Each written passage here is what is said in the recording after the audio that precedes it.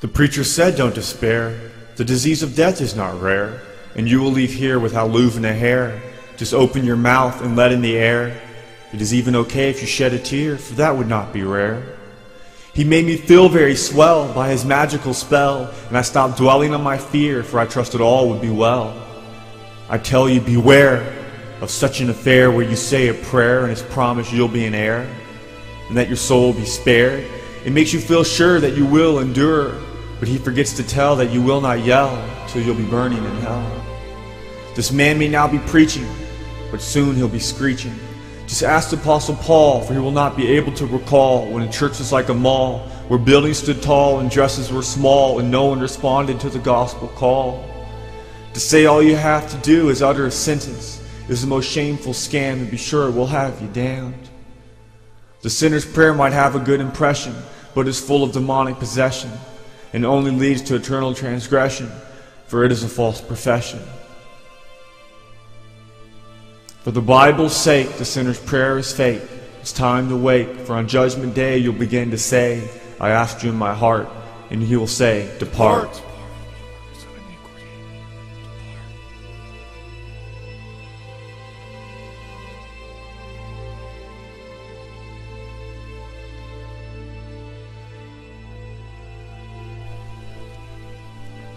Every Sunday morning, I would wake up and go to church and participate in the greatest idolatry you could ever imagine.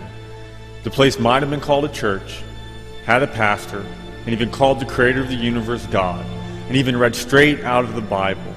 The fact was, I believed in an idol, a false God, and it had me on a path to hell.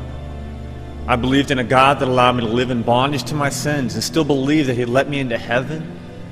I believed in a God that would allow me to backslide and have my faith be shipwrecked, yet still believe I'd ever been saved to begin with. I believed in a false God that said all I had to do was at one point in my life say a prayer and ask Jesus in my heart. I believed in a God where I didn't have to renounce everything in my life and follow after Him. I believed in a God that said my emotional feelings were more important than what Scripture says. I believed in a God that disconnected all biblical threats from reality. A God that had me on a broad way to heaven, not on a narrow one. A God that said to save my life for my sake and not to lose it for His. The idea that all I had to do was say that prayer had me damned, had me living a lie. Eternity is a long time. I pray anyone who's truly saved will stop playing games with the human soul. The true gospel of Jesus Christ is not one to distort. It's a gospel that will clear out the pews from the churches. For people love their sin and don't want to give it up. But if they do not, they will see nothing but hell. For that is why we must tell. Do not play games with salvation. The fact that hell exists and people have an eternal torment there will motivate anyone who's truly born again and regenerate to not pervert the gospel. The gospel is the power of God unto salvation. Salvation is to be saved from what you were, a self-reliant sinner who had multiple pursuits in life. If you're living in the darkness and rely on a prayer you said years ago to save you, then mark it in the book. You're damned. The evidence that you are saved is that you no longer rely on yourself. You no longer live in bondage to sin. That you will seek God to be glorified in your life. You will love Christ more than anything, because He replaced that heart of stone and He gave you that heart of flesh, and He caused you to walk and obey His statutes. When you seek for God to be glorified, there will be a full-fledged war against all sin that is in your life, for nothing else will matter but Christ. Nothing. Biblical salvation is simple. God saves you, and He becomes your very life.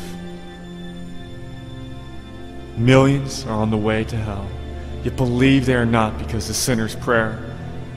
And that's what it is.